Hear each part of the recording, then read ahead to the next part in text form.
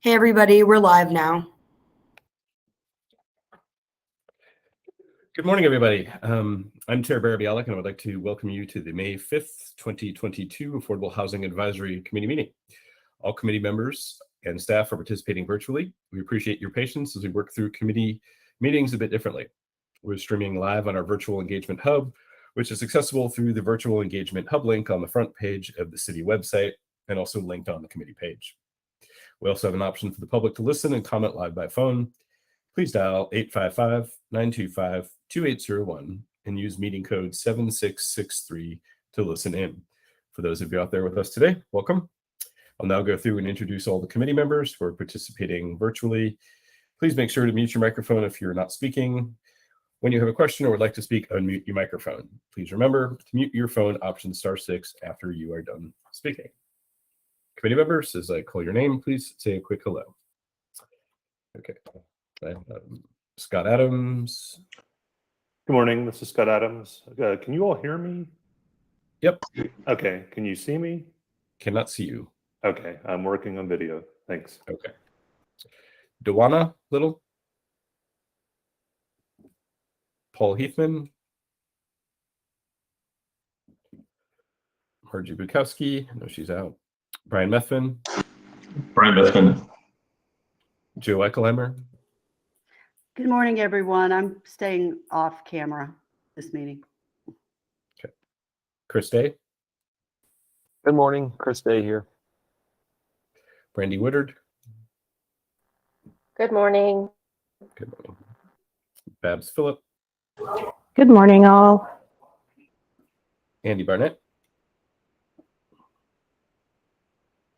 Good morning. And David Bartholomew. Good morning, everyone.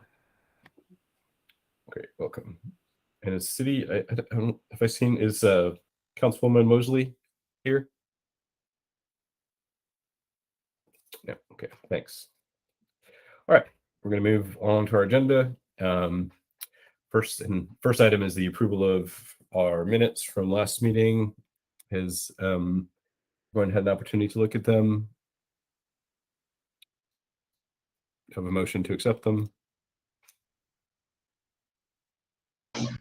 I'll move to accept them. Okay. Second I'll on second. that? Okay. This is Scott, I'll second. Okay, great, thanks. Any discussion on those? Do a roll call vote. Scott Adams. Aye. Brian Methvin. Aye. Joe Eichelheimer. Aye. Chris Day. Aye. Brandy Woodard. Aye. Babs Phillip. Aye. Andy Barnett. Aye. David Bartholomew. Aye. And myself, aye.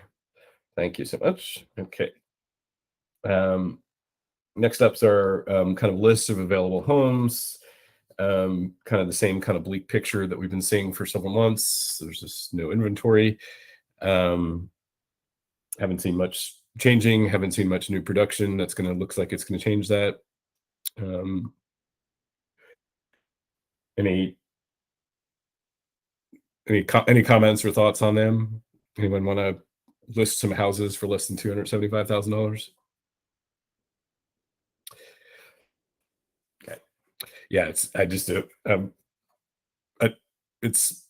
sad. It's about what I can say about it. It's really sad, and all of especially those of us who try to build affordably, how difficult it is right now. I mean, we've talked about lumber prices. We've talked about everything. Land. It's I don't know how we're going to change this course, but I guess we keep having the data and we keep sharing that, and we hope maybe some changes will happen with, especially with land or city-owned land, but I guess we just kind of watch. Any other, and then Babs, the report on the house, the average house prices, I think it's like, what is it, 440,000 now? Yep. Kind of just feels like it's slipping away. 449 for March. yeah, I think that, and I think, it's an inventory and inventory overall is the issue, but any price point is so little in the city right now.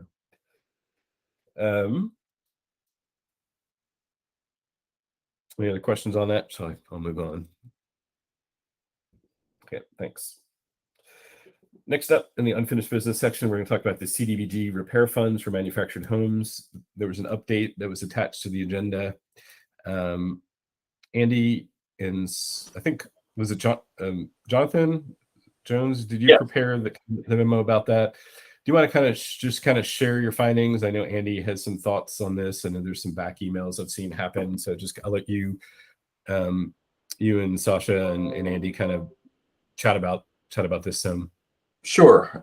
So the document linked in the agenda is actually an email. It's not so much of a formal report, but just a rundown of some research that I did as a follow-up to our last conversation in the last meeting, just looking at some of the related regulations, starting with HUD's guidance related to using Cdbg funds for repair of mobile homes. Their first document that specifically addresses that requires that each community use those funds for permanent housing stock. And so kind of opening up that question to say what is considered our permanent housing stock, and doing a little bit of research in our files. I know at some point in time, I want to say around 2018, there was a conversation maybe here at this committee as well as the home consortium around some of the challenges there. And so that redirected me to the some of the city's ordinances and trying to make sure how the city locally defines the permanent housing stock and some of our requirements around mobile homes. So we do follow the state's guidelines as far as the requirements and building code for securing and setting up mobile homes. And that then sort of leads into the question about how those units are categorized by the state. And at the moment, those are considered motor vehicles according to the DMV if they are not on a permanent foundation. So in order to convert a mobile home to real property as real estate, you have to remove the axle, the wheels, and the hitch from a mobile home and place it on a permanent foundation.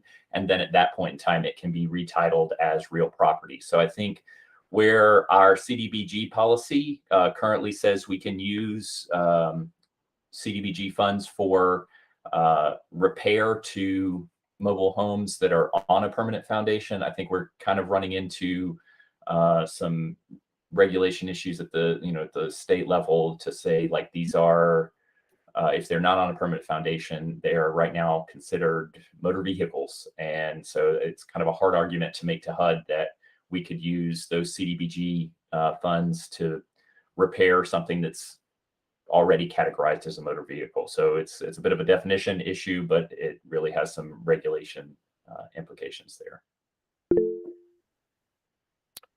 Andy? So I have a question then about what that, if those are technically classified as motor vehicles, how did those show up in our homeless count if they're not part of the permanent housing supply? So in the homeless count, you would still be considered housed, but that's not, in order to be housed doesn't necessarily mean that it has to be part of your permanent housing stock according to the Cdbg regulations. So we're sort of marrying two sets of regulations together.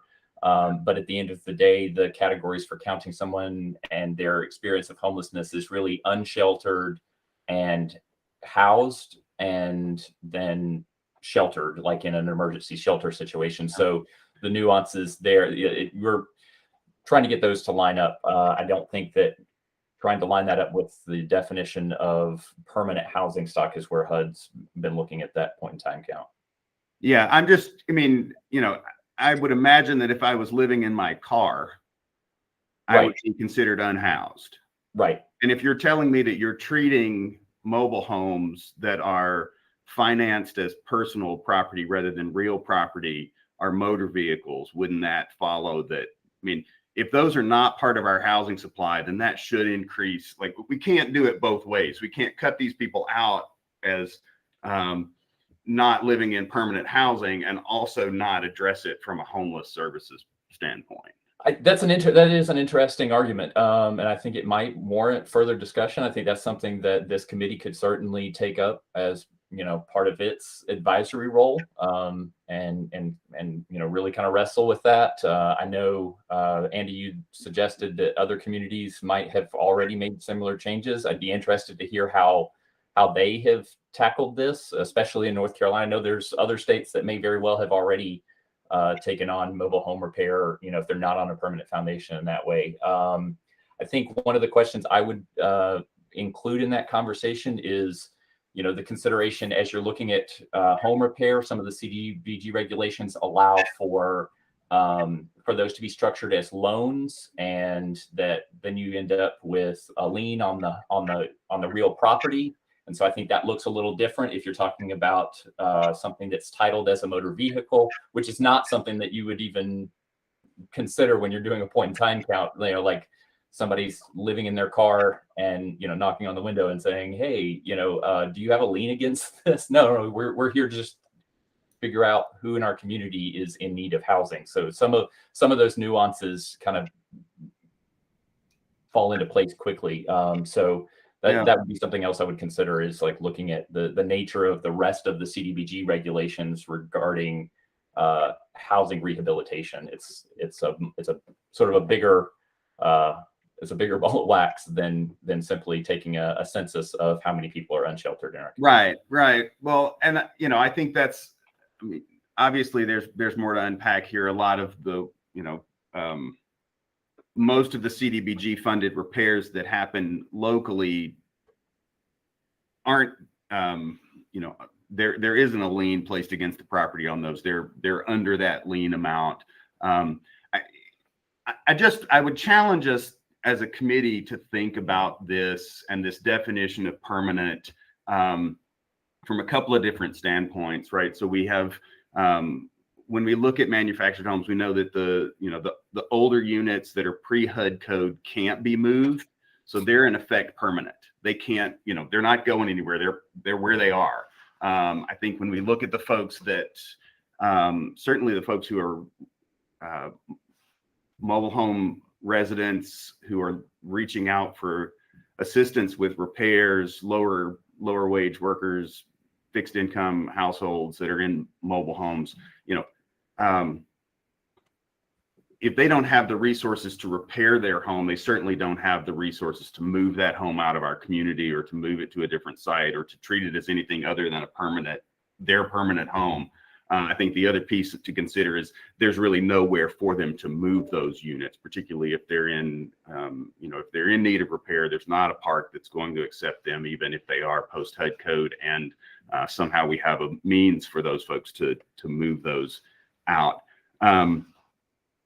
You know, we're about to send a project to the city from our repair program for Cdbg funding. We don't expect it to be approved. It hasn't been approved in the past, but it's a manufactured home in Shiloh on a pier and ground acre foundation. So not a permanent foundation, but it's got, you know, at least 2 site built additions attached to it. It's not going anywhere. It's a permanent, you know, it's a permanent home.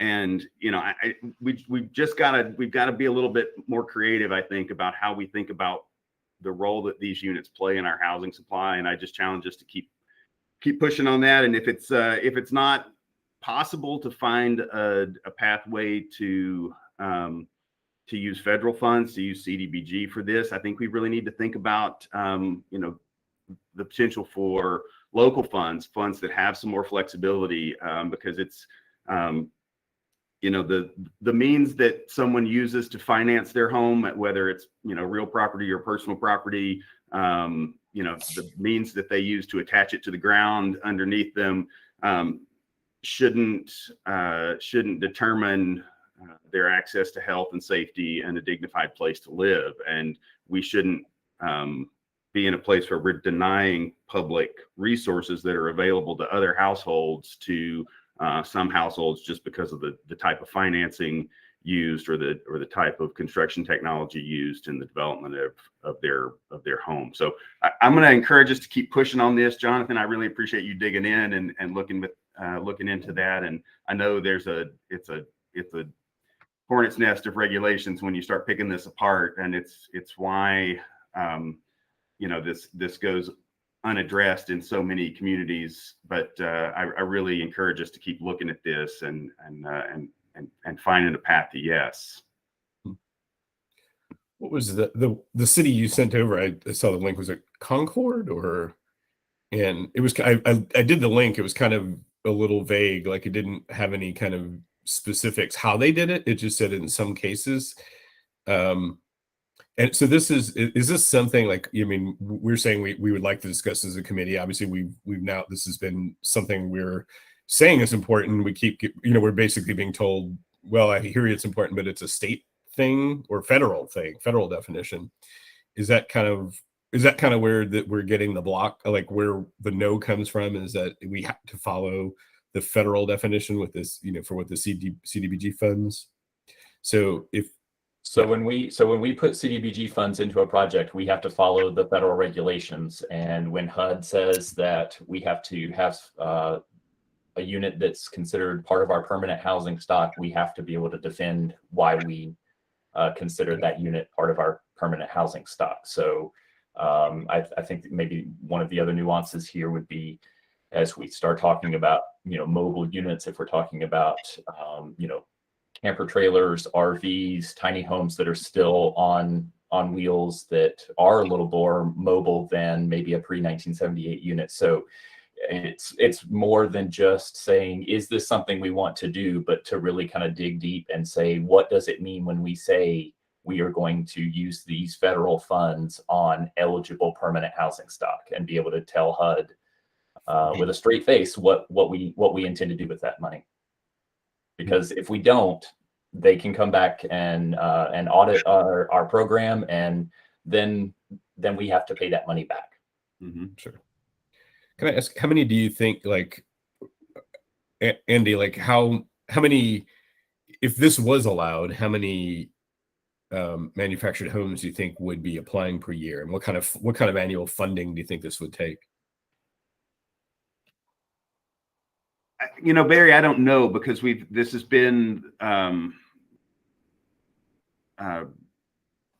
regulations have prevented us from using CDBG on these kinds of projects. That both of the significant repair programs in the community, MHOs and ours, are both using CDBG funds. So we kind of have built our programs around this.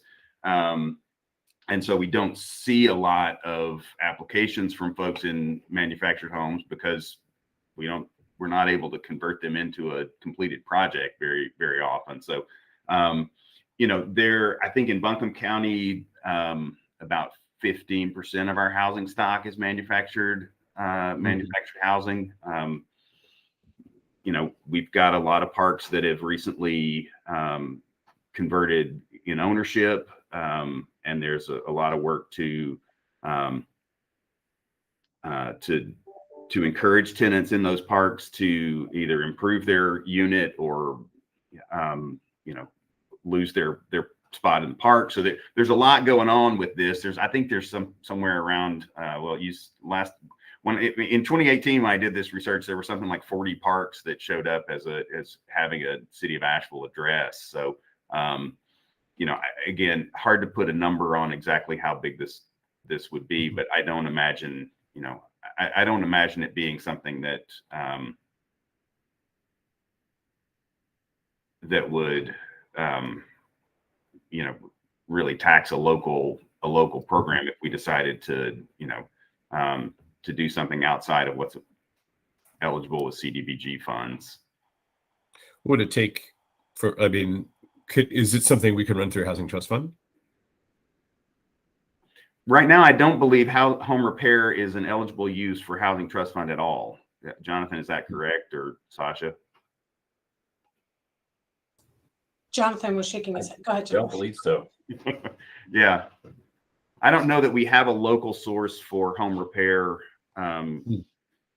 that's exclusive to the city.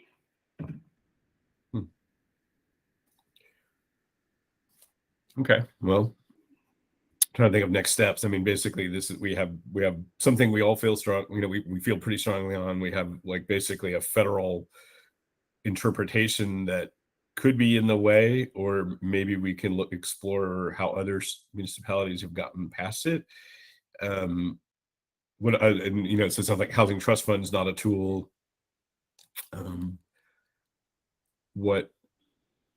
How would we explore what other tools there could be?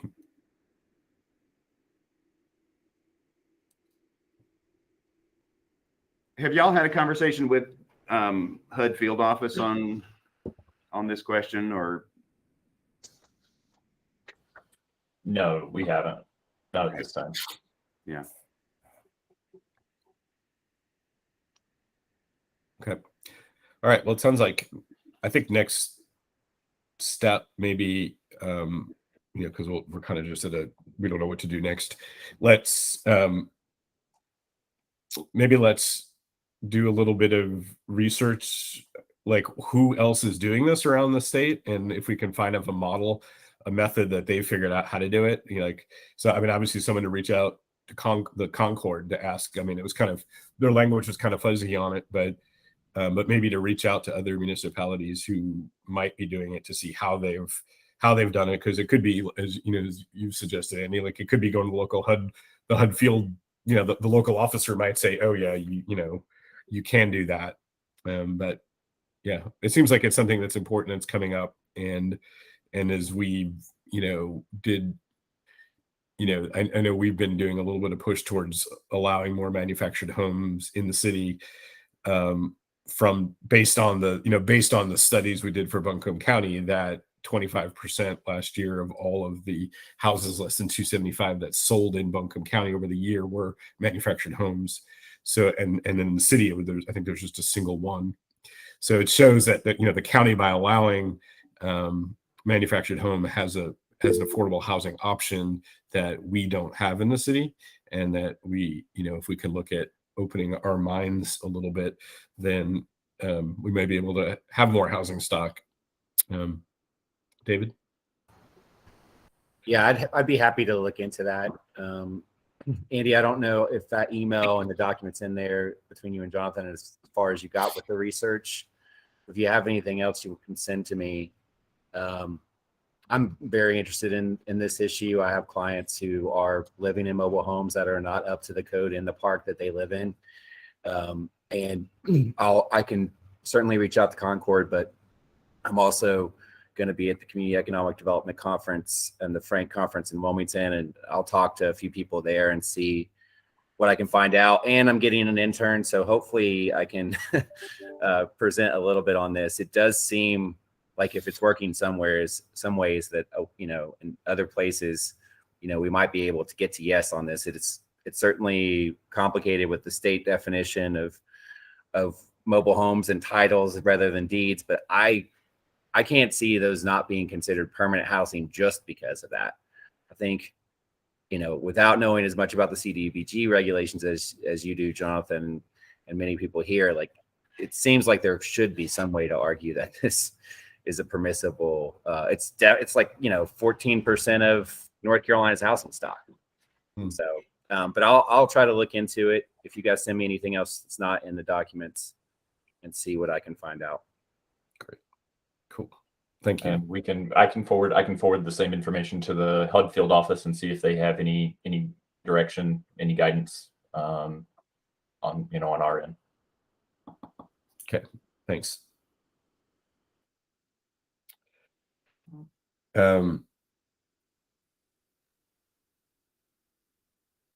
Just thinking the way our agendas work now with this kind of action item piece, if to make sure this gets documented in the agenda and we have something to pass along, if we should actually make a motion, kind of make a resolution, make a motion that says the Affordable Housing Advisory Committee wants to continue to pursue this option of allowing exploring option to create a repair funds for manufactured homes. We have appetite for that. Or I don't know, Christina, who I don't see. Or that can just be part of that, like one, the discussion and the outcome of the discussion was what you just said. Yeah. If you all are agreeing and kind of nodding, I don't think it has to be a formal vote. It seems like we were told otherwise last time. That's why I'm trying. It's kind of these new rules that we haven't really been trained in exactly. So that there's kind of these action items, and unless it's an action item voted on with a roll call vote, it kind of doesn't make it onto the minutes. So yeah, I don't know. We probably need a little bit of update training, but I think for the this is something we feel important about enough that maybe that way we know this. We're saying we want further action on this, and we document it. So that's fine. That's fine. Okay, yeah. So I'm gonna go ahead and make a motion that Affordable Housing Advisory Committee is interested in pursuing the discussion further on allowing repair funds for manufactured homes. I'll second that, Barry. This is Paul. Okay, thanks, Paul. Any discussion on that? I'll do a quick roll call vote so we can move along. Scott Adams. Aye. Paul. Aye. Brian. Aye. Joe. Aye. Chris. Aye. Brandy.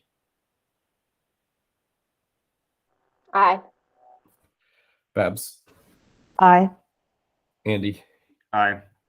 David. Aye. Myself, aye. Okay, thank you. All right. Next up are kind of task forces. We've got our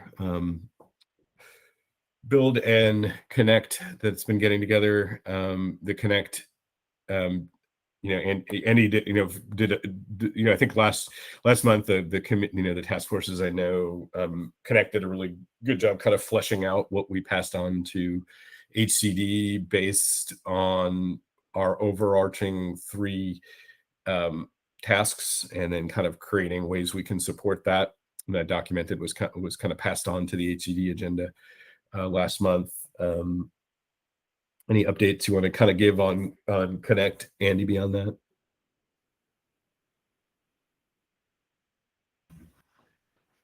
No, I think that was the bulk of our conversation last month on April 15th, was preparing for that HCD conversation. I think we have talked in the Connect team about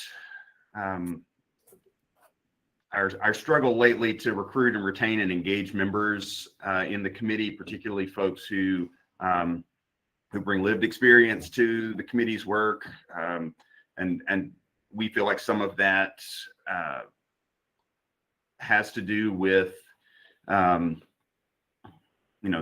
diminished role that AHAC plays as sort of a public input platform around affordable housing, with the switch to virtual meetings, with the staff and HCD transitions, that and sort of a focus even pre-COVID around really very highly technical policy review work, has contributed to sort of a kind of disengagement by folks who are passionate about housing, have really relevant experience to what we should be doing as a committee, but don't have kind of the technical subject matter expertise around land use and some of the other kinds of things that we've been spending a lot of our time on. So I want to just highlight, coming out of that, we spent quite a bit of time looking at the charter of this committee, and I want to just kind of name that for the record today. So AHAC was really born out of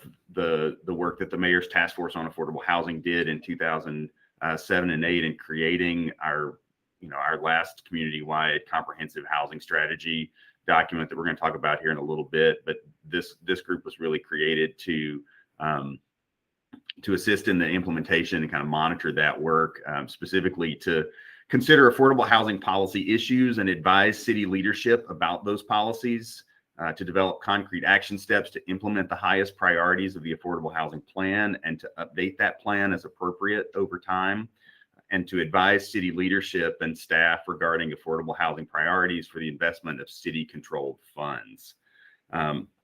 So I think, you know, we're, as a work group, really eager to see us lean into that charter and find ways to use this sort of AHAC committee platform to increase public input on housing decisions.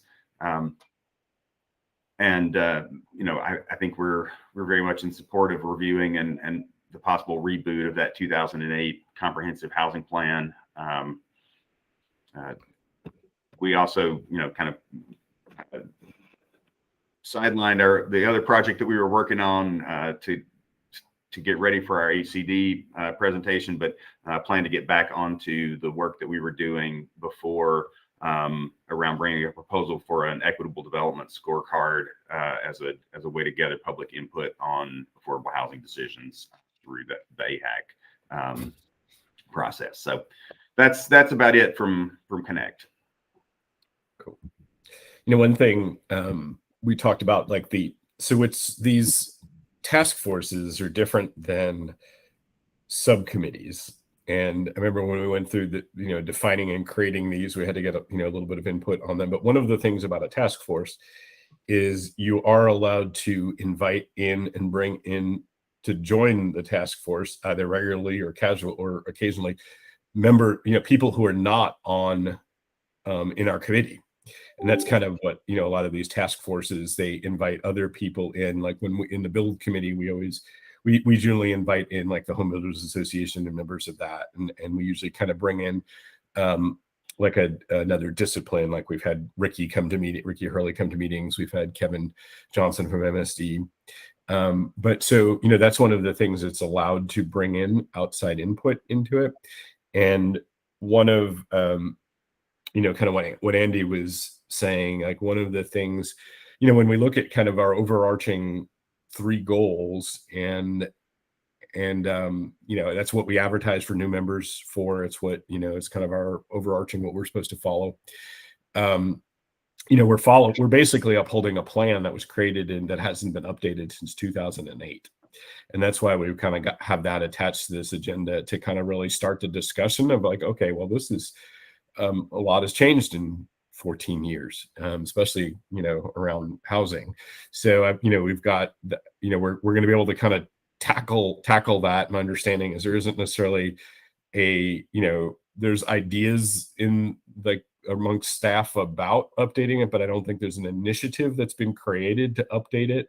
So, you know, as one of the clear things about, you know, in the definitions of our charter is we're supposed to uphold that plan and make recommendations to change it. So I think that's kind of one thing that we decided, okay, well, we can grab the bull by the horns on this one and we can start to tackle that because it's, you know, it hasn't, you know, that's really old. There's a lot has changed. So, but that is one thing that what we can look at, and we'll have this conversation a little bit later, but how we tackle that, because it's it's an 80-page document, and I don't know if we kind of look at like what it's about production and what it's about like policy, and then how we can use our task forces outside of our meetings to discuss this, so we have action that can, you know, happen, and then each of those task forces report to our committee. So we'll see. We're going to kind of hit that a little bit later, you know, like how we want to tackle that. But, you know, I just want to share that using our task forces as a tool to bring in other people and how we can have kind of in-depth discussions about things that aren't necessarily part of this meeting. Then we just bring, like the task force and brings and reports to our meeting too here. Okay. And, you know, other than, you know, on our build, you know, our next step, we've had a lot of these meetings. We're working on kind of we really want to start getting our document together of almost like the what we've met with all of these different people, and what is the you know, it's like almost like the Venn diagram. What is that? What did we learn from all these folks? And then where are there maybe some low hanging fruits for production of houses that we can kind of explore? And that's what we're working on. You know, the last meeting we had of Build was when we had George Marsani join us, who's just, you know, he's owned a lot of the larger mobile home manufactured home parks in town, and he shared that he just sold them. And we were asking him kind of like, you know, we asked him like, what is the difference? Like his developments had were different. Like they had a really good reputation. They were clean. And we were just kind of like exploring with him, like, what is it that he felt made his parks different? And, you know, it was helpful to hear that. And then not so excited to hear that you know, it's an out-of-town property owners who had bought his developments. And he had heard that the rents have, you know, already gone up something like, I think he said like $200 a month per pad. And that's common with, it's common with the rents increasing.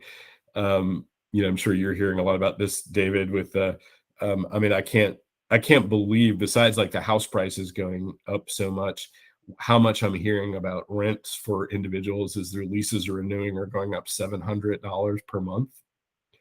I was just shocked to hear that. Like these are like, you know, this is coming from some of my Thirsty Monk employees. I've got employees who are having to really now leaving. They're having to move back home, move elsewhere because their rents are going up like an amount that's just not even feasible. I mean, $700, I think they were saying one was $1,000 a month increase with like the extra fees. So, you know, it's a predicament. But you know, I'm glad, you know, that's what I do enjoy so much about our task force is we have the opportunities to bring in other people and really chat with them in our task forces to, you know, get their perspective, and then we can lean on that as we move forward and make decisions. Joe? Oh, I thought her hand was up. I think she just left. All right. Any other more comments about our task forces before I move on? This is Scott. I'll just quickly chime in on Build. Barry and Chris, I know I met with you guys and have promised you edits. Those will be coming in the next week or so. I'm just trying to get around to those. But just for the rest of the committee, just as a heads up. So Build has met with several different entities, MSD Sewer, Asheville Fire, a couple of different builders, and we've basically got a Google document as sort of a summary of our notes, and I've been tasked with just trying to reorganize that a little bit more, and I'd be glad to share that with the whole committee once I get it in a little bit more readable, digestible format so that you all can just peruse that. Also just planning to create a table of contents. You could click on a given link, so it's not necessarily having to eat the whole elephant at one time. So just a quick heads up on that. Thanks, Scott. Sure. Okay. Moving on. I did not watch P&Z last night with the Planning and Open Space Amendment. Anyone want to share what happened last night? This is Scott again. I attended. I fought till the bell rung. The open space text amendment and an accompanying rezoning were heard last, and that was I think about 8 o'clock. The Planning and Zoning Commission voted 5-1 in favor of the amendments. They did not vote in favor of the rezonings. Those were on 2 city-owned parcels that were acquired through urban renewal. It's the Grant Center and a fire station that are along, I believe, Livingston. I think it's Livingston. Primary concern there being just the questions on the standing city resolution to put a pause on any sale or rezonings of city-owned properties that were acquired through urban renewal. The basic issue of the rationale for the proposed rezonings is that under the proposed open space text amendments, those properties would become non-conforming. So that was the staff's rational approach to it, but there was discussion on that. So the Planning and Zoning Commission kind of I'll say split hairs on it. Didn't approve the rezoning, but gave their tacit approval 5-1 with Chair Archibald voting no on endorsing the proposed amendments. So those should go on to City Council, I believe, on June 26th. I think that's what I heard. But staff could correct me if I'm wrong. What, June 28th, but yes. Okay. 2 days off. Thank you. What does that mean? Well, I guess we'll read up what that means for those two parcels, because I know those were, I had heard those are two ones that why this was delayed so long for consideration was because of those two parcels and that. I can answer that. Oh, I think Barry froze. Just to give you all background, those parcels, when we did the RAD form code, we created a new district called RAD Open Space. And that was a district that was both parks, greenways, but also community facilities. So, and it was a very flexible zoning district because we knew we had the Grant Center and the fire station. And I wasn't at the meeting last night, but the other part of the reason we wanted it to be rezoned is so that, like, the Grant Center is doing their project now, but they could have a phase 3 or whatever. We're just trying to not paint ourselves into a corner, but we can come back and do that. And really, to me, what it points out is we should almost have, not that we don't have a gazillion zoning districts right now, but we should almost have a zoning district for public facilities. The county has something similar, and that's a typical practice in cities, that where you have a zoning district that's really about, your parks, your fire stations, police stations, libraries. Right now, most of ours are in residential districts. So we're fine for now. I think if we needed to redevelop the fire station or another phase of Grant Center, we would be doing something with the zoning, because now we're kind of hemmed in on the open space part, but that's fine for now. All the permits have been pulled for the Grant Center, so it's good to go.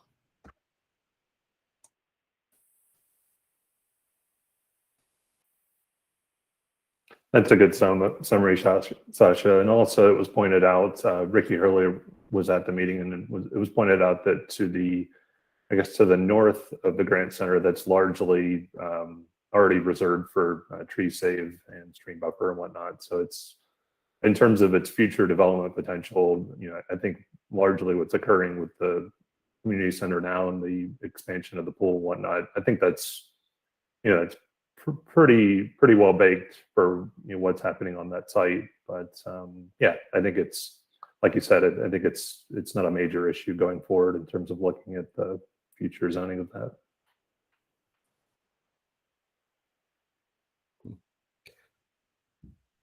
Sorry, can y'all hear me again? Yep, thanks. Yeah, go for it, Barry. Sure. Andy, did you sing? Sorry, I have unstable internet where at my house I actually live off of Verizon hotspot. I don't have any broadband, so I keep filling out all those Buncombe County forms that ask about broadband that are getting mailed. I keep filling them out because I have no wired internet available to my house. So. No worries, Barry. I think I'm having camera issues being out here in far eastern Buncombe County today. So okay. Just appreciate that you all can hear me. But yeah, since you dropped off the call, yeah, Sasha just briefly noted that the current or future zoning or rezonings of those properties should not be any real major issue. I think I think for the purposes of this committee and for just the larger city, the focus was on the text amendments, which I think are solid. And again, B&Z voted 5-1 in favor. Okay, thanks. All right, next up, it's been kind of hanging out there for all the scaled affordable housing rebates or credits for shorter length commitments. And again, I guess our conversation is, what do we do with this? This is something that we've talked as a committee, is something we'd like to consider and look into. It's just, what is our action on it? So one of the one of the examples I'll just use for this, like just as how I see what we're missing in this like smaller developer with a lesser commitment is let's talk about like Thrive's Kate Pets programs. Met with Kate, like they have their own private, they have like a grant and they have some funding where so if a landlord is willing to try, renting and accepting vouchers, they can offer, it's like kind of like it's almost like a damage indemnity, like a security deposit indemnity, and they'll give the landlord, I think it's like, I don't know if it was like $2,000. Like there's a little bit of a credit that they can give, a little incentive they can give the landlord from their grant funds. But what they're finding is on the follow-up years, they really don't have that funding, and that most private, probably if you asked a private landlord, how long would they be like willing to commit? Like, probably the term they're saying as well, I want to try it maybe for 3 years, 5 years. And really right now, we don't have anything in the city of Asheville that I know of that doesn't necessitate a 20-year, minimum 20-year deed restriction. And so the question kind of came with Luigi that, so, if you look at Luigi, if a large developer Luigi is available, it can be used for as little as 2 units. Like, traditionally it's been used for larger developments. Let's say someone's got a 100-unit development and they're going to do the Luigi by offering 20% affordable. So basically they're offering 20 units. They basically get the tax, credit that, their tax, property tax rebate for the whole development, not just for the units that are affordable.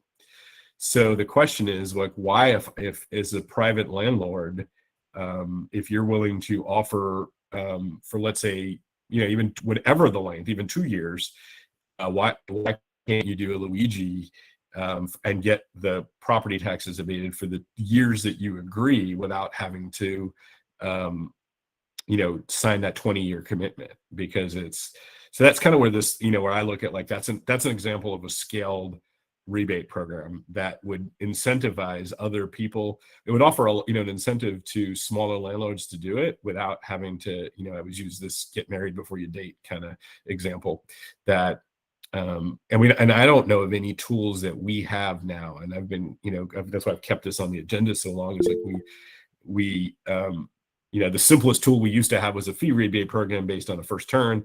That kind of went away years ago. So right now, I don't know of any programs we have that don't have a 20-year commitment.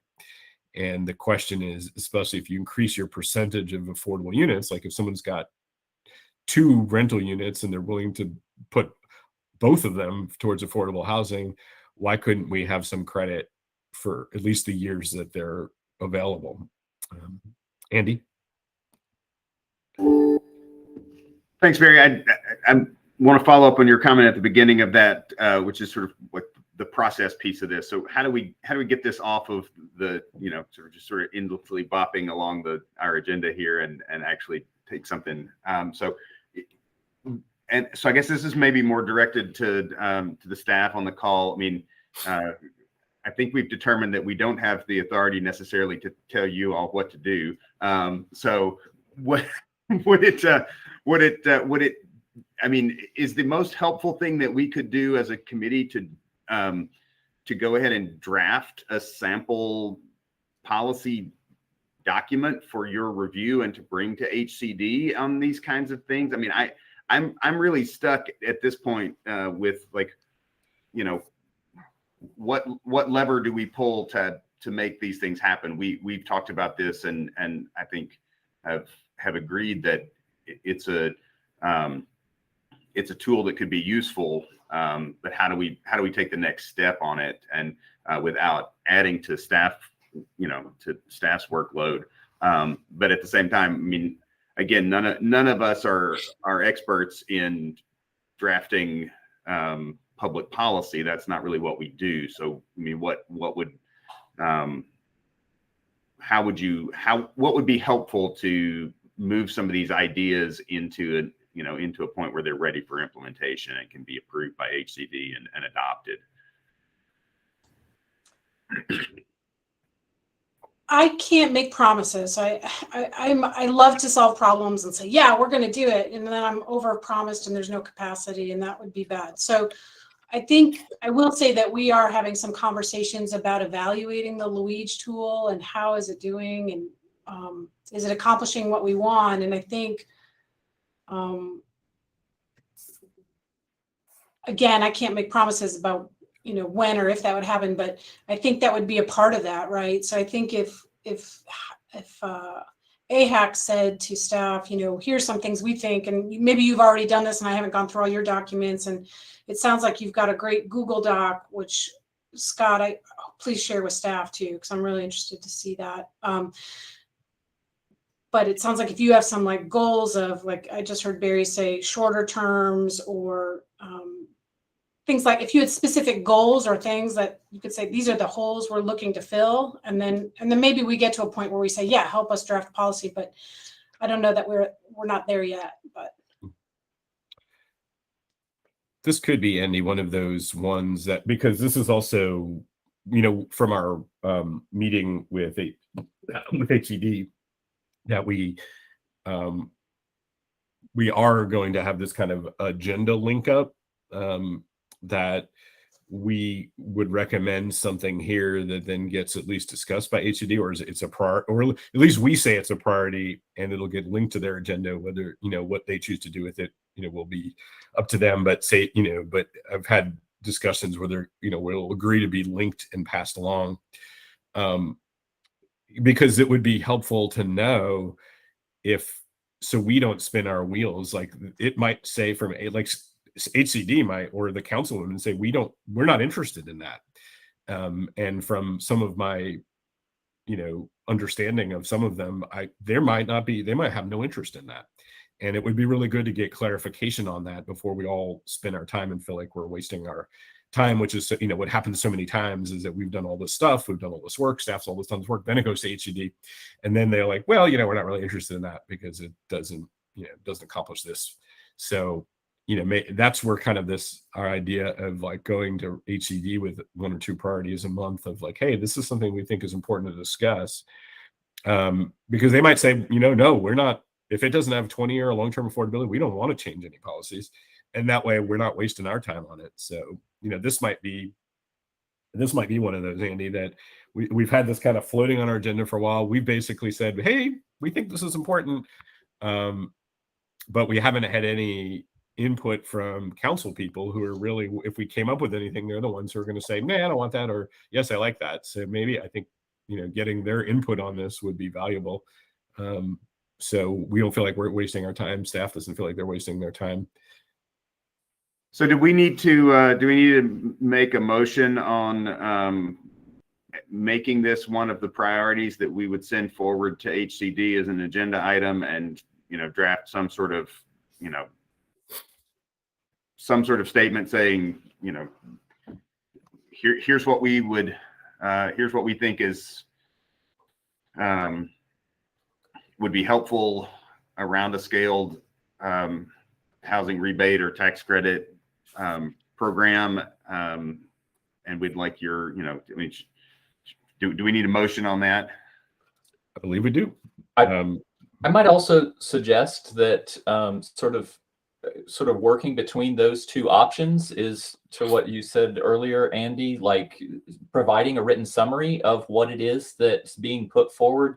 I know in the past that's sort of been encapsulated in a motion or in really long detailed minutes. And so maybe being able to condense that down into a 1-page memo or something like that that just outlines, hey, this is what we as the committee have discussed, we are considering. And then that's an option for one, it goes in as part of the meeting materials for this committee. And then if it is something that you're interested in sharing either with staff, with HCD, or the community, then you've got a written document that says like, hey, this is what we're working on, this is what we're pursuing, and it gives you something to you know, to react and or respond to. And that said, like kind of the email that I shared earlier, you know, that was part of the materials for the CDBG repair, you know, it's got some information in there, you know, it kind of gives some definition to the topic and kind of talks about it. So I'm just saying that might, rather than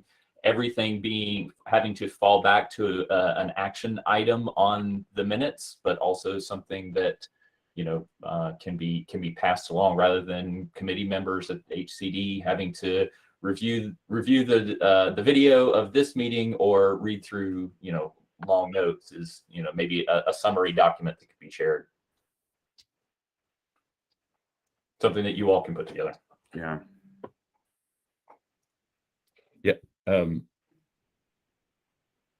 Well, how do we feel about, let's tell you what, let's just keep that discussion open, and then because we're going to get to that section of the agenda about our Hdd committee pass along. But I'm going to put a little star next to that, because for me, that's one that I would like to get input on the people, like if we're supposed to be recommending affordable housing policy adjustments and changes, and they're the committee that would oversee it, I would like to know before investing much time in it if there's any appetite for it, or else we're kind of just spinning our wheels. I will just say that the one thing that that I think if I had a room full of all the department members, the one concern that would come up would be probably from finance, and because we're giving up tax revenue in the future. And I know you're talking short term, and I hear you. But that is a question, like how much tax revenue can we give up overall, right? Like it's not even just a political, but like even financially, how much can we start foregoing? And, we keep getting Luigi applications. So that is a consideration just for you all to think about. Yep. Well, on that, on the tax, the rise in property values that's largely driving the affordability challenges locally should theoretically be self-correcting out of increased tax assessment and tax collection, right? So like we should have more resources to address this problem because of the way the problem is manifesting itself. So, whether we collect more and use it to subsidize affordable housing or rebate more tax, like this is, this problem and its solution are linked when it comes to property tax collection. So, while I understand that concern, Sasha, I also feel like the solution is built into the problem largely. Yeah, all those new people also require all the other services, the fire and all the things, right? So it's not just affordable housing. I mean, I agree. I want it to work. Believe me, I want to give as much as we can to affordable housing, but we just have to keep in mind there's all these other things that the city does that we need funds for, and it's kind of a perpetual problem we're in with the way we have more people coming to the city than actually pay taxes and all that. So, Ricky. Yeah, I would say too.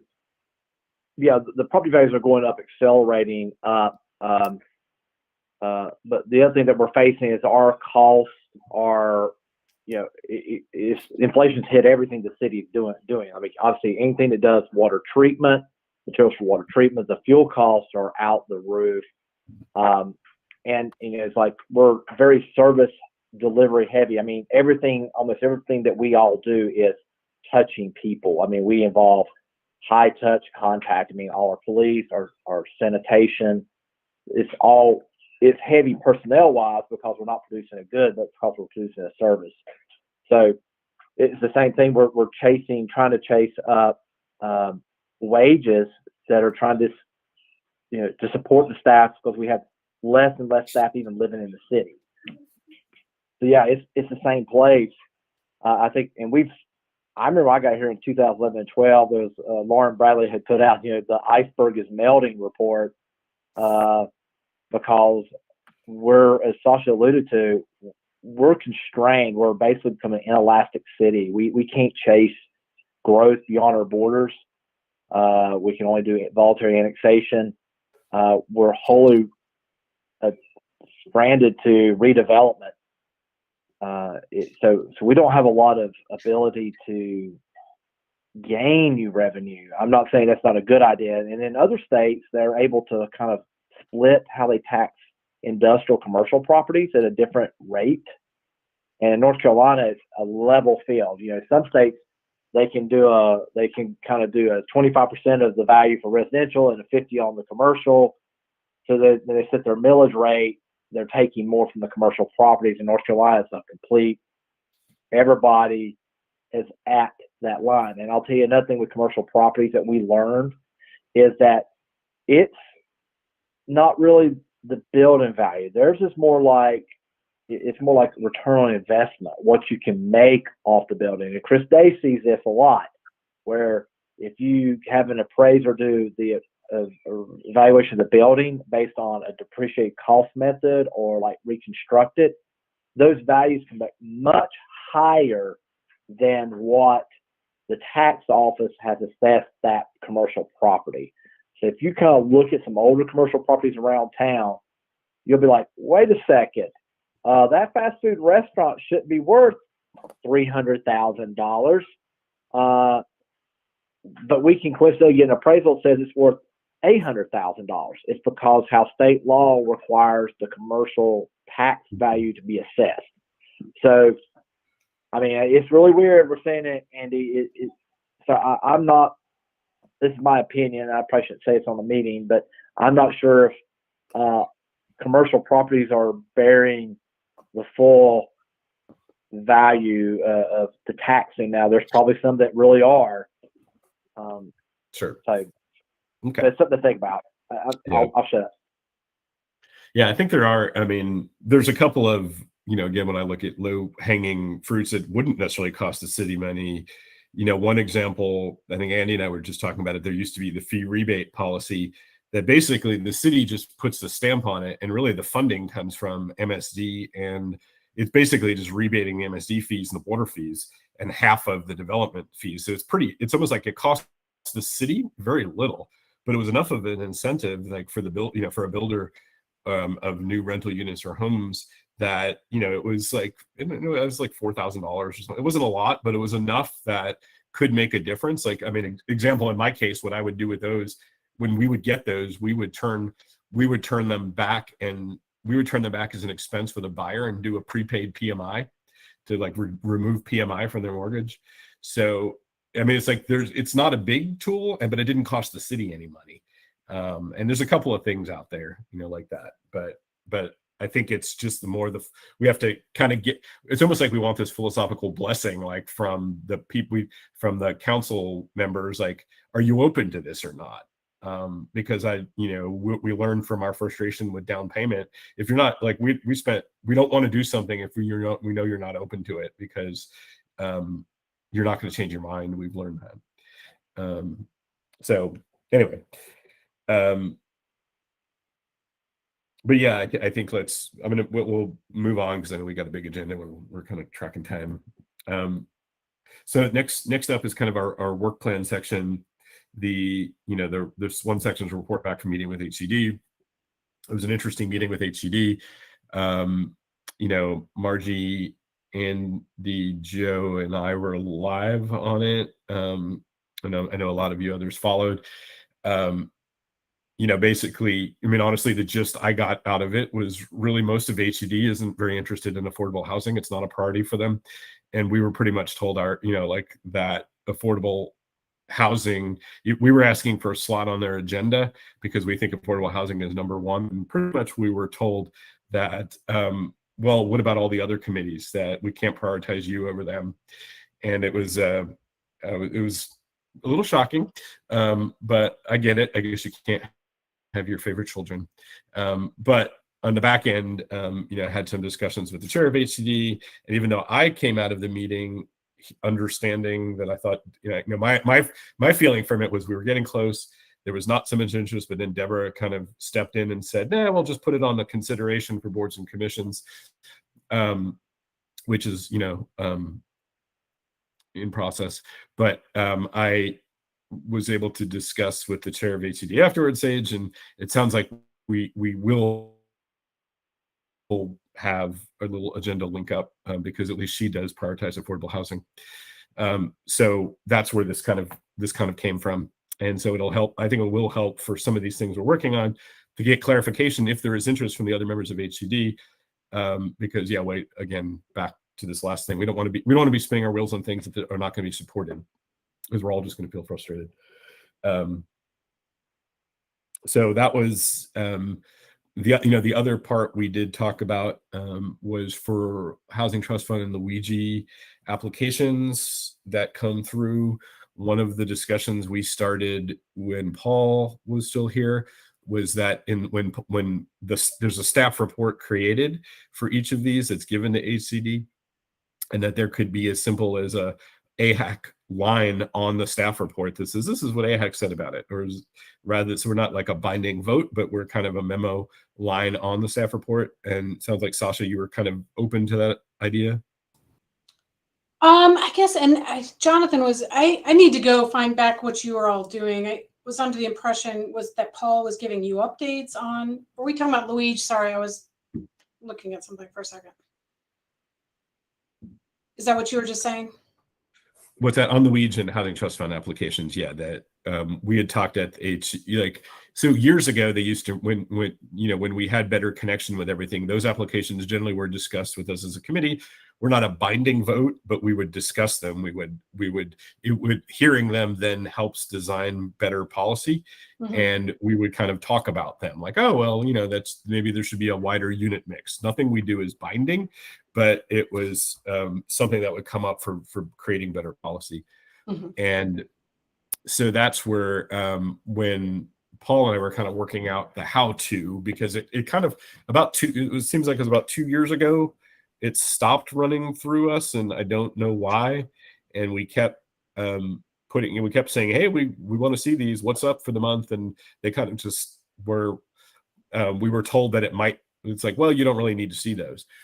And kind of in one of the things of our charter is we, repointing out is really to help about direct the funds used for affordable housing. So I kind of disagree with that. We shouldn't be part of the discussion of how funds are allocated. Even if it's not a binding vote, we're to look at, we have a lot of technical experience in this that can offer, that could offer whether it's, unit mixes, whether it's percentages, whatever.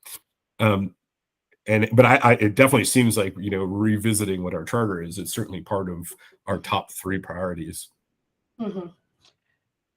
Right. And I don't feel like I'm in a place to like change things. I'm not in quite that role. I'm like half-time over here in CD right now, interim role. So I do think that we could bring you all updates on what's going on and what applications we've received. But I don't want to promise too. I just don't want to, without talking with Nikki and thinking through it. I want to be careful of not over promising. Okay. Well, we're going to keep our foot in the door regardless, whether it's promised or not. That's fine. That's fine. And we'll ask every single meeting, like, which ones do you have? And it kind of, a lot of them now, it's funny as a lot of us are in the loop and know a lot of these coming in. And, I guess if it's not, it seems like it's better to be sharing it with us direct rather than us just discuss it on the end. Like, hey, I heard this one's coming in. I heard this one's coming in, right. Because we know of a lot of them. But that was kind of, the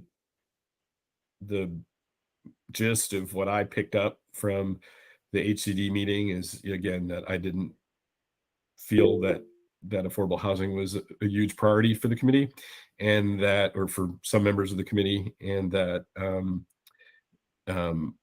we kind of had to, even though it's kind of being tried to be pushed off about an agenda link, I think we still have a method we're going to do that. I think after the meeting, I think I'll just be pretty honest, and because I can do that. After the meeting, a lot of us were like, we're either all going to mass resign or we're going to riot, and as committee members, and I think I'm more in the riot mode right now. So we're going to continue some of that and putting my foot in the door. But Andy. Okay. I'm good. Just keep moving. All right. Any other questions, thoughts, different inputs from HCD? And I will, I'll also share, I think I've shared with some of you, I'm actually COVID positive right now, running this with a slight fever. So maybe I'm even being more aggressive and talking and letting the fever speak really how I feel. But you know what? It's not a lot. Any other input on that? Barry, what's you mentioned that HCD would be an agenda item. Is there a plan of action on what that agenda item is going to be? Do we need to wrap these meetings up and resolve like, oh, we want to carry these 3 items to at least notify them? Yeah. Or That's what kind of we have on our agenda. Item number 6 is kind of a HCD committee monthly action pass along. And okay, perfect. Yeah. And I think we keep it, I mean, I think even 3 might be too much. I think it maybe even is just 1 or 2 a month or 1 a month, because we don't want to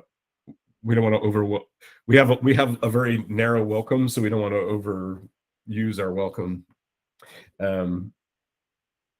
And any other questions, comments? Okay. So next up, probably again, so this next thing on the agenda is kind of a big discussion, and there's an 80.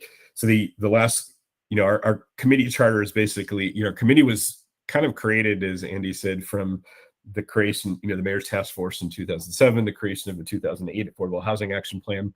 Our committee charter basically is supposed to be supporting that 2008 action plan, which so it's linked to the agenda. We're going to put in the documents, and basically what I would like, I think, is how do we tackle this? Like, we're certainly not going to tackle this right now, but tackle this in this meeting. But it's an 80-page document, and it is kind of supposed to be our guiding principles for what we do.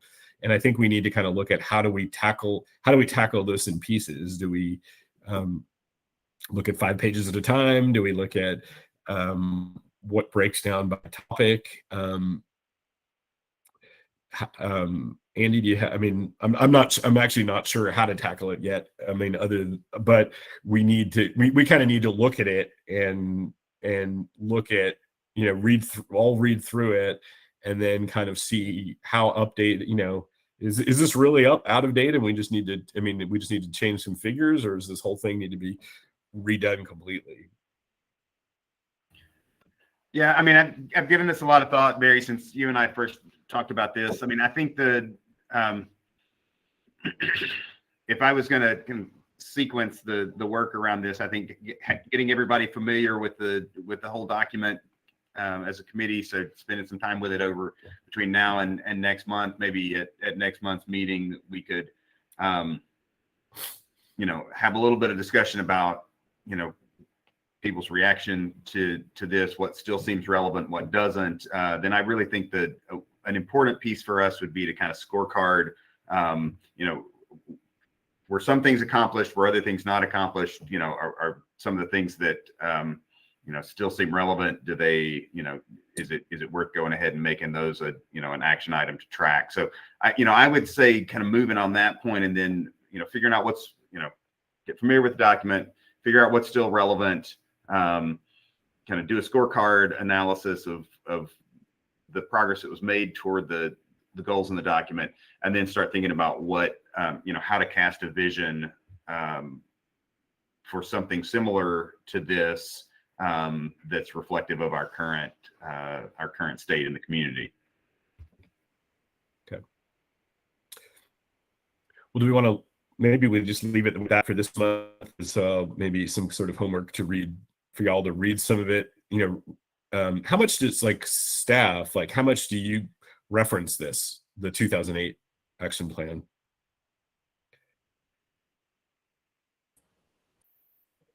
It's probably been a while. Okay. Yeah, it was kind of even hard to find on the website, but okay. All right. Well, again, I think it kind of, this whole conversation goes in line with kind of what we pulled out from Build and then Connect about. These are our goals of our committee, and these are some of the things we're asked to do indefinitely, reviewing that, carrying out a plan this from 2008 and then updating it is definitely within our scope. So I guess we'll I guess a quick question to staff. I mean, I don't recall, like when we adopted the last 5-year consolidated plan to HUD, I don't remember a moment where we, specifically said this now like supersedes this previous document for the purposes of what, this committee is supposed to be working on, which, maybe functionally that is what's happened, is that we've sort of rolled this thing forward, looking at our, as we've approved consolidated plans to HUD, our annual action plan to HUD, although those documents don't seem to really address how we're utilizing, local affordable housing dollars, or how we're dealing with affordable housing, sort of non-funding policies related to affordable housing. Those documents don't really capture that. So in the same way that this does. So do you have a thought about, like, is this functionally obsolete because we're working off of those 5-year consolidated plans? So the primary purpose of the consolidated and annual action plans is to inform the CDBG and home process, our working relationship with HUD. The local affordable housing plan that this committee drafted and adopted and has been tasked with maintaining, can include that, can help inform that, but would also address the local funding specifically.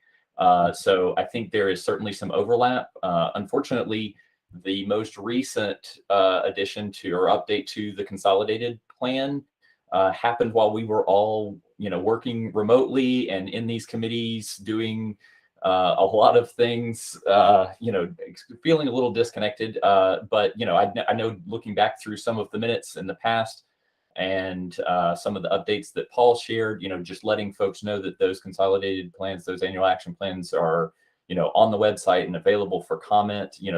That's helpful for this committee to help provide feedback. And as the affordable housing plan, the local affordable housing plan is updated, I think there's a great opportunity to sort of tag team, to work those two documents together, to work those plans together, so that it's not just a static set of ideals that stay on the shelf for 20 years. So yes, all that to say, yes, I think there is a way that those two documents can work together. Okay. Thanks. So that's what I'd ask, if everyone can kind of familiarize yourself with this document, that way we can kind of come up with an organized way how to tackle that, maybe the next meeting or in task forces. Next up, updates on boards and commission restructure. There's a meeting right after this meeting. I'm at noon, I believe, that I'm supposed to go through. That is kind of the first. So there's basically a task force that's being created to look at boards and commissions. That it's supposed to be a 6-month long. So I don't, the whole question of the timeline of what change, what structure, if it'll change, has kind of been all up in the air. But my understanding is this task force, which is supposed to be exploring whether it's a good idea, is a 6-month task force. So I don't foresee any immediate action, even though I hear there's like some push from, some people to make it happen faster. But I don't know, I've had some conversations with other other boards, and board chairs and vice chairs are talking about kind of coming together, because we were looking at having like a chair and vice chair summit, let's say, that we all come together, not to talk about our feelings about this. Wouldn't be as any kind of city sanctioned or public meeting. It would just be us all getting together.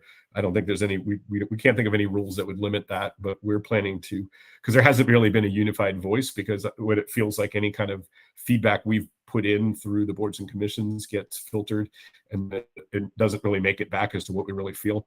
So I think we're planning to look about getting together. So we put together our own unified thoughts on this from board chairs and vice chairs.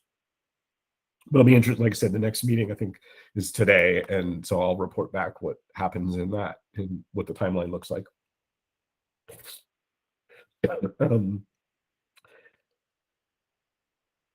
Other item is on there is that rental data update. And I don't think as far as we've determined, we would like that, but we don't know of anyone preparing it.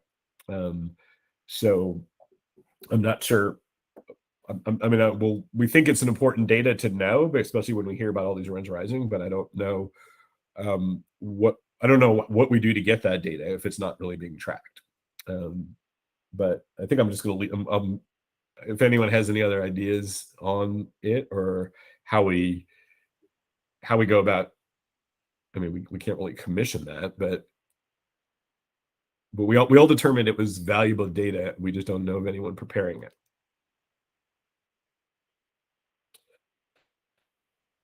Okay. Next up, I'm kind of going to flip through, so we've got our items for informal discussion, which are basically some of these policies that we were talking about for like the Luigi for the smaller developers, the short-term rentals, affordable housing. This is stuff that these are basically the idea placer. It's almost like the idea holder on our agenda. These are all the things we've talked about over the years that we've all thought like there's some value in the conversation, but we don't know what to do with them because it's not something that any movement has happened from staff. It's not something we've got input from HCD on, like, yes, no. So maybe we kind of leave these as these future HCD pass-alongs that we can flesh out some to ask the question. That's kind of what I may do is when I kind of connect with Sage, just ask, what would be the best way, is kind of what you're saying, Jonathan, what would be the best way to come to HCD? Is it basically, is it more of like a question like, hey, is there interest in in supporting a shorter term affordable housing, or would you support that? Maybe it's more in kind of a simple question format rather than kind of a technical policy. Because we're not going to have all that work fleshed into it. But I think like it would be good to have some of that guidance to know before we spend time. Like, is there an appetite for trading off short-term rentals for affordable housing, or is there not? Because these are ideas we've put out there over the years. These could be tools, but we don't know. We've almost over the years don't know what to do with them because it's not something there's been any action or movement on staff policy. There's not really been any direction from council like, hey, that's a good idea, not a good idea. So we've just kind of been collecting them on our agenda in this informal future agenda item. So maybe that is something, that we'll use this HCD pass along once a month, one of these items. Scott? Yeah, just real quickly on short-term rentals, I guess this is a question for city staff. Is there any initial movement from the city to respond to the North Carolina, I think it was the Court of Appeals ruling on the city of Wilmington short-term rental regulations?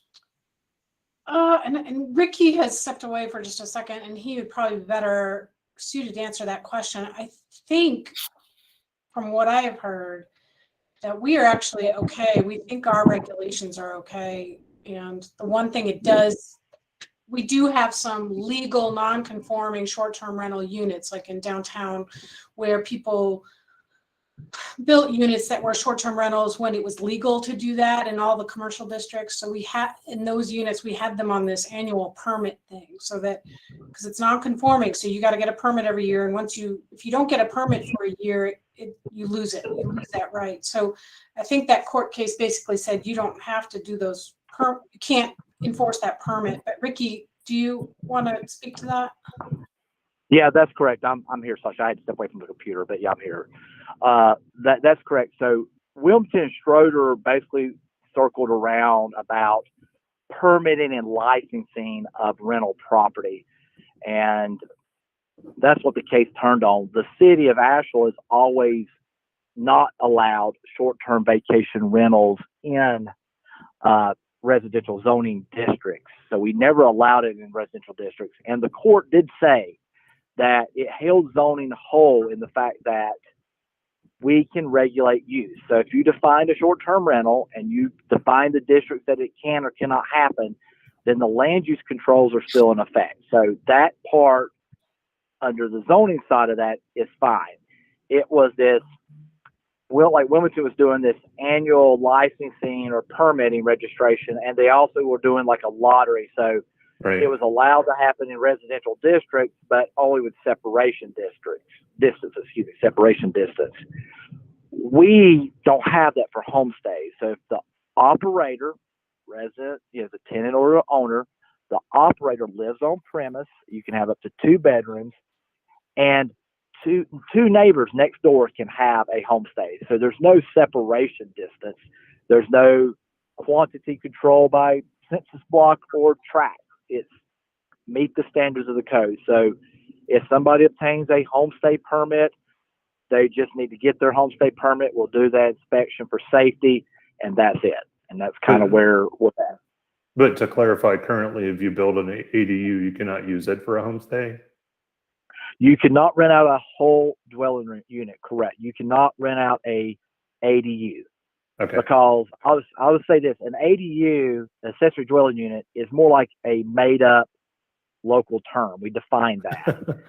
It's a duplex. When you build an attached ADU under the building code, that's a duplex because it's 2 dwelling units in the same principal structure sharing I'm not using the right term, same common assembly or wall, ceiling, floor, whatever. So you have to rate that. Barry knows that. You have to rate that assembly to separate those 2 dwellings. And so they're separate systems, plumbing, heating, insulation, whatever. That's all separated.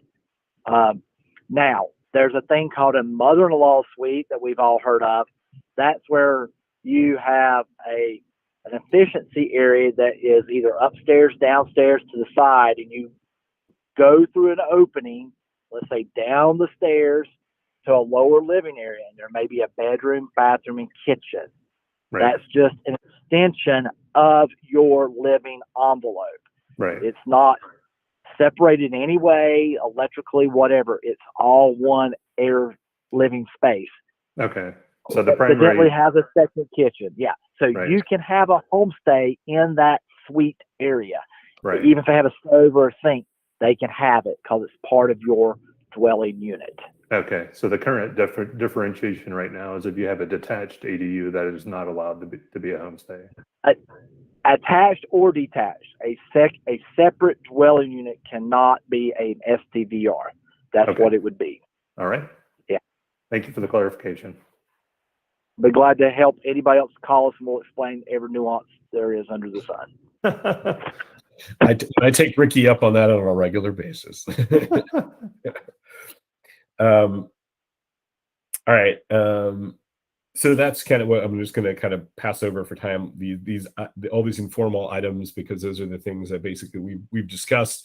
We've left on in a place on the agenda because we think they're important, but we don't know what to do with them because there hasn't been staff movement on them, and there hasn't been input from above, like whether there's interest in it. So, so next up, that means we have our Hdd committee pass along item, and so it seems like from this meeting, the most important thing seems that comes up would be the question if HCD supports funding for affordable housing projects for shorter term lengths than 20 years. Can you think of a better way to word that? Like if basically we're going to ask this discussion, like, okay, what is it we would ask in real language, because we don't have to follow any, what is it we would want to ask them in real language if they support, so we know if we should move forward with anything.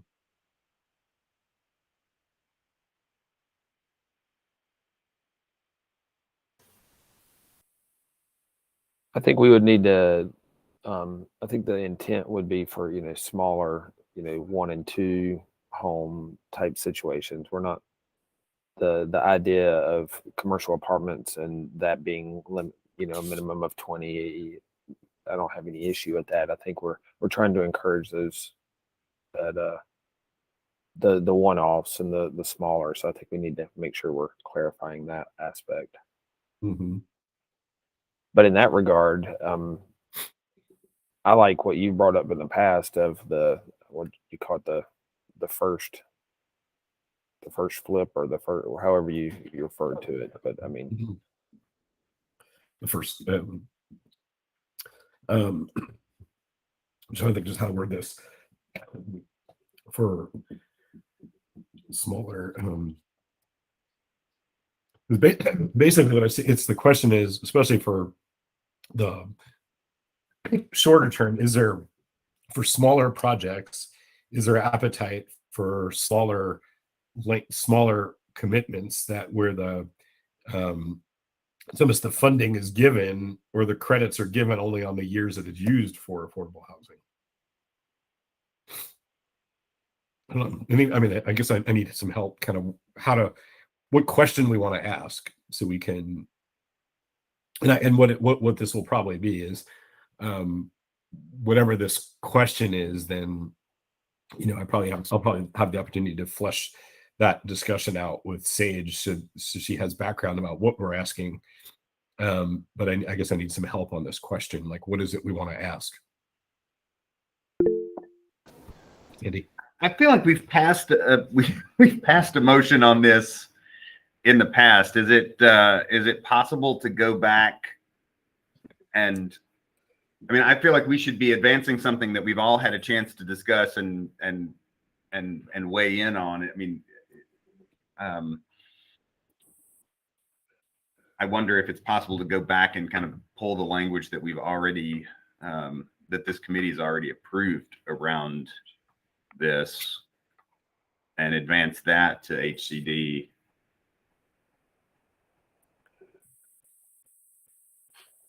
I mean, I don't have the luxury of that in front of me. Yeah. But what I'm trying to remember, it's like, if I'm writing something out, I'm like, AHEC supports shorter length, supports exploring shorter length funding commitments for smaller projects.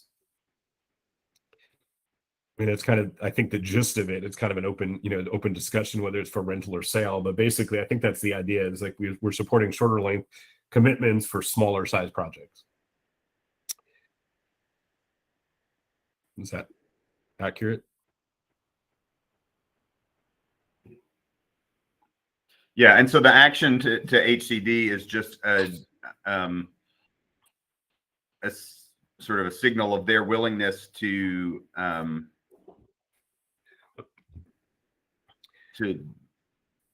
consider this kind of policy amendment if we, spend the time to, Yeah. Well, we're kind of asking them to talk about affordable housing, which they really don't. Like they basically just go through individual applications and say this and this, or pick it apart, or say no this, but they don't really talk about like policy about affordable housing. But if we do something and move it along, then they just vote it down, yes or no. So we're basically saying, look, we don't want to, like, that hasn't been working because we don't know what you're going to support. So we want some direction from you. So we're creating something that we think you might support. Or not, or we don't spend our time on it. I think that's kind of, we're kind of basically asking them to talk about affordable housing some in their meeting. I think that's what this is. It's like, so, for us, it would be, AHEC supports exploring shorter length funding commitments for smaller size projects. And then the question would be, is HCD, in support of us exploring that? Because they may just say no, and then we know, okay, well, we can just take those off this agenda placeholder. I think that's what I would, if I was asking them something, that's what I would want to know. Babs? I'm curious if the question should not be, what are the obstacles, right, to pursuing a policy around this idea versus, do you support it or not? Like, I would want to understand the data, whether it's, this is the policy, this is the state of funding. Personally, I would be curious to find out, what are the obstacles to moving forward with this idea?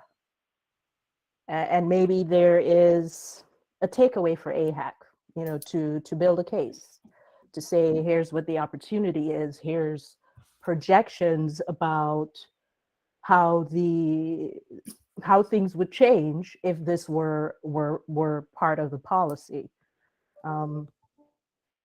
yeah, I just am not sure like what is the most meaningful way to phrase it, but I would be curious to find out why can't we do this?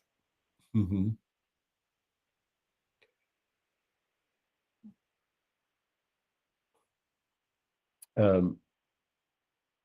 So I guess the closest we've come, and I think we have had this similar kind of motion, Andy, that basically we've said we support shorter length commitments for smaller projects. I think we've passed something similar in the past.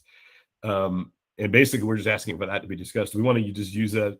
I mean, I for lack of better wording, do we want to just ask them to discuss that? I mean, and then we could see what, like how this link up works. I mean, I think we need something to test it, you know. And I see what you're saying, Babs, is like, why can't you, what is the barriers for this? But maybe they would talk through that. But we're basically saying, hey, this is something we feel might be important. It's been sitting on multiple placeholders in our agenda for a long time. Is this something you support as well? And if not, you know, or should we not should we not continue this? I mean, that's kind of what I think that's what our frustrations and what we're all asking. We need a little bit better direction, so we're spending our time on issues that we know there are some support. And if we're saying we support this, so we're basically asking to you too.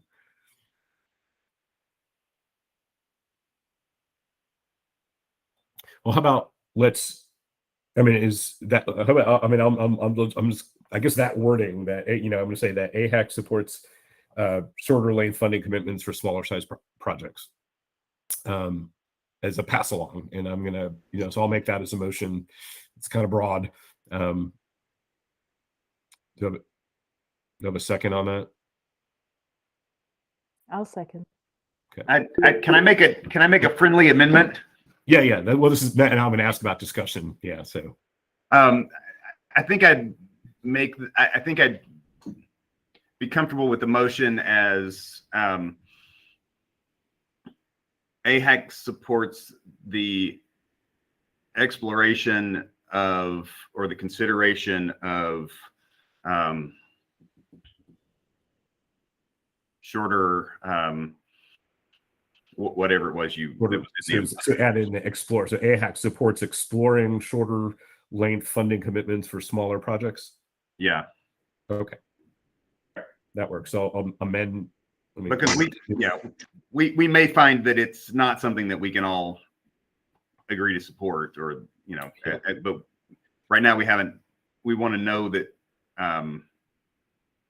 that AHAC or that HCD is supportive of this committee doing that work. Sure. And bringing them back a recommendation at the end for possible adoption as a change to city policy. Yeah, I like that. We support exploring. So the amendment I would revise then is AHAC supports exploring shorter lane funding commitments for smaller projects. Yeah, I mean, I think you want to just make it clear that we're saying that AHAC would do that exploration work, so it isn't just who's going to do it as well. Yeah, I think we'll flesh that out in the conversations. But basically, we're basically asking for, like, should we explore this or not? So, all right. So the modified amendment is AHAC supports exploring shorter lane funding commitments for smaller projects. And do I have a second I'll on that? second it, Barry. Okay. Any more discussion on that? Do a roll call vote for that. Scott? Aye. You there? Okay. Sorry. Paul, you still there? Aye. Brian? Aye. Joe? Aye. Chris? Aye. Randy? Aye. Babs? Aye. Andy? Aye. David? Aye. And myself, aye. Thank you. Motion carries. So we'll work on that as our pass along for the month, and we'll try to flesh that out in the discussion with HCD. Thank you. I think Sasha has stepped off. Sasha just joined back. So before we get to those two, we've got I'm two. here. Yeah, so thank you. Welcome back, Sasha. So there's a section on events and news. The partner event with Lotstar is tied in with the 2022 housing street sheet release, which I think is that in some process of development, or is that that's what I've heard, is like there may be it's in process, so I don't think there's any dates for when that will be done. Sorry, I had a sound problem. Which report is that you're talking about? Oh, we're asking about the 2020. We're talking about the Lotstar event, about the release of this Oh, the sorry, street got it. sheet. If that is the 2022 one in process with, or is not yet? I think we're working on. I'm not sure. Okay. Sure, no problem. Yeah, I know. Yeah, obviously there's a lot of staff changes, and I haven't heard about an intern this year. But we'll follow up with that. I haven't had any date tied, offered up yet. The other event I'd like to plug is the ADUs for aging in place discussion. So that's been it's been a committee I've been on with AARP, basically about designing ADUs with the intent of having some aging in place elements. They're doing a talk for people who are interested in ADUs for aging in place on May 11th. And we need some people to sign up for it. So the link on the agenda, there's a sign up link. It's a Google form to basically fill out. Basically, the questions are if you're interested in ADUs and if you're interested in them for aging in place. And it'll be a discussion and kind of Q&A just about ADUs and what to understand what people see the barriers of. It's the committee's been working on it for a long time. They're very passionate about ADUs and how they can be better tools for housing. For us, definitely the interest is affordable housing, but also for aging in place. So encourage y'all. I know we need some more people to sign up. So I encourage y'all to share that link, which is on the agenda, with people who would be interested in participating in a discussion about ADUs. So thank you. Next up are CD updates. I'm going to turn that over to you, Sasha. Sure. I guess Nikki only gave me one update, and she's really sorry she couldn't be here today. She's out of town for the day, but our one big update is that Jonathan Jones is now our new CD manager. I think, is that the correct title, Jonathan? And we're really excited to have him on board, and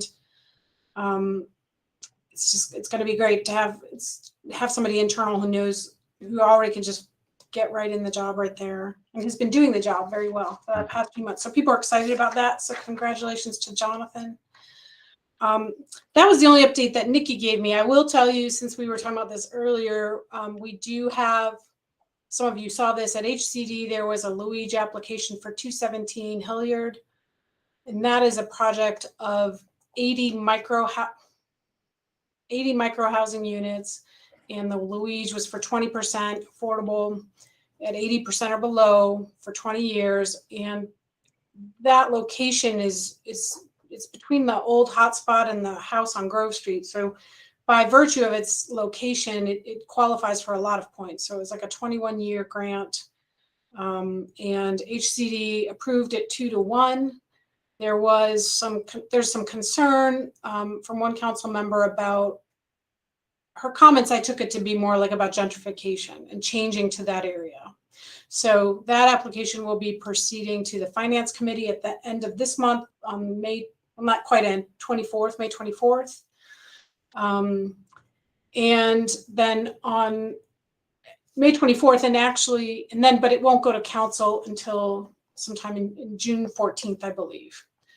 We're a little backed up on council items, so we're in the budget process right now. So May 17th is our next HCD meeting, and we have a Luigi application for the Reed Creek Greenway Plaza conditional zoning. That's Reed Creek Greenway Plaza project, which is also a conditional zoning. The conditional zoning is scheduled to go to City Council on May 24th. So the idea here is we would take it to HCD on May 17th, Finance on May 24th, and then that evening it would go to City Council. They've been waiting kind of in the wings for a while to to come forward. And that is a 49 unit building, and they're proposing 10 units to be affordable at 60% AMI or below for 30 years. And then an additional 2 units to be affordable at 80% or below for also for 30 years. So 25% overall affordability. And that's really how that tax is going to be calculated. It'll be just calculated on that building because they've got a couple other buildings on site. So it's a mixed use project, but I believe the residential portion is the first phase. So, and I didn't come prepared to present that, but I'm happy to answer any questions. I'm still working on the analysis for the Reed Creek one. And yeah, so I'm happy to entertain any questions or. Do you know, or Jonathan, maybe like, so we were having this discussion about Luigi. So Luigi is a tax rebate, but like, so the funds get, so the way it worked, like Buncombe County collects the taxes, the property owner pays the taxes, and then they get they file to get a credit back. So where does the funding come from? Like, because my understanding, like property taxes are, when you pay them, part goes to Buncombe County, part goes to the city. So if it's a city rebate, where does the funds come from paying the Luigi grant? I was trying to like follow the balance sheet on it. That would come from the taxes that the city receives and includes in its general fund each year. So as the city's putting together its annual budget, we look at our tax revenues and estimate how much we have available based on the number of land use incentive grants, rebates that we're anticipating coming online in any given year. Okay. So does the city pay? So, I mean, let's for example, if a Luigi, the tax bill is $20,000 and some of that goes, I mean, it's a split revenue, right? Some goes to Buncombe County, some goes to the city. So we're only granting back the city portion. We are not granting back county or city school tax. Okay. So we're only granting back the city portion. Correct. Got it. Okay. Yeah, that's we definitely can't afford to pay your county portion. Okay. Yeah. Hey guys, this is Laura. I didn't mean to interrupt, but we have a hard stop at 11:30, so I just wanted to give you guys that warning because there is a meeting after AHAC. So. Okay. Cool. All right. Well, thanks for that clarification because I don't know if I've ever we were just trying to like dive into this, like, well, where does the funding come from? Because I know there's if a property tax bill is $20,000, that half of that roughly is city, half is county. So basically it's only rebating the city portion of that. Correct. Got it. Okay. That makes a lot more sense. So it's paid out of general fund then. Okay. Okay. I guess that any other questions for Sasha on any kind of updates? Congratulations to Jonathan. So is that role your title then? Is that basically what Paul's role was? Is that what the division manager was, or is that a different role? Well, as Nikki explained a couple of months back, the Community and Economic Development Division, we're going through sort of a bit of a restructure and just looking at the sheer volume of work that our department shoulders and trying to make sure that we've got people, in place to help carry on all of that important activity. There's the affordable housing officer who we're interviewing for now, as well as a homeless strategy division manager that has been posted on the city's website. So the goal is to take some of the many responsibilities that Paul helped oversee and sort of redistribute some of those responsibilities so that we can all sort of focus on getting the job done, moving the needle, and helping the community. Yeah. So I'm excited to be a part of that, but really even more excited to just see some of that change in a good direction, and looking forward to working with all of you in the future and seeing what we can accomplish.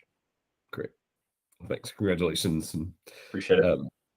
I know that the city's moving forward with the affordable housing officer and then the kind of the support role for that as well, which would be great.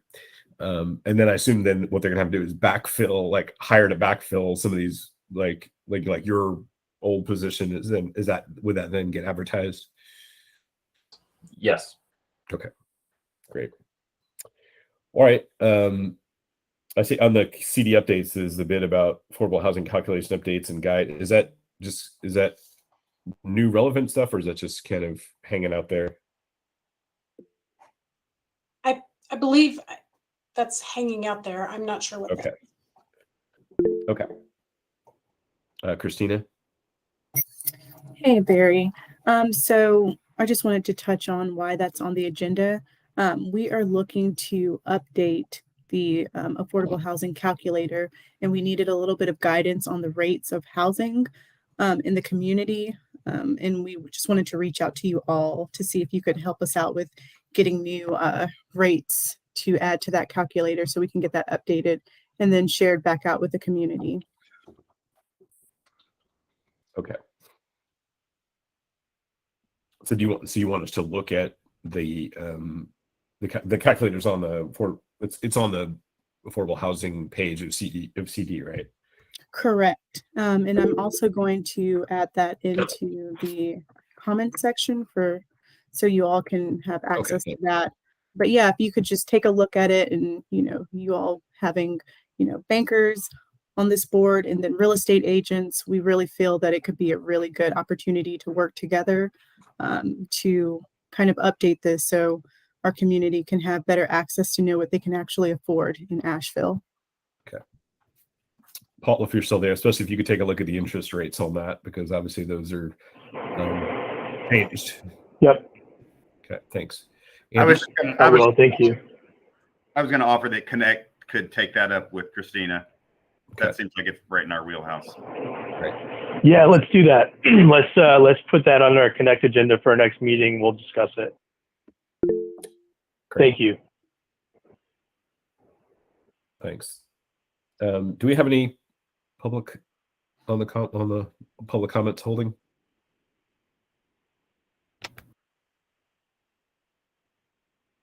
Sorry, I'm having trouble with my mic. We do not have any public comments at the moment. Okay. All right.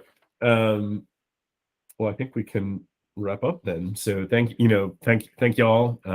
Thanks for kind of, I know we're trying to figure out a couple of new systems. Like I said, I'm doing a boards and commissions meeting later, so I'll update on that. And then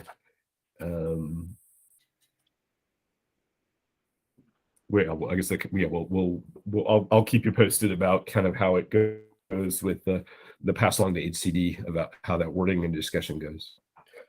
All right, I guess with that, we're done with our agenda for the day, and I want to thank you all for coming in and appreciate kind of all your work and efforts and kind of like how we can feel more heard and valued and feel like we're running more efficiently, and we're really trying, and because we all feel the frustration, but I want to thank you for all, and it's important work. So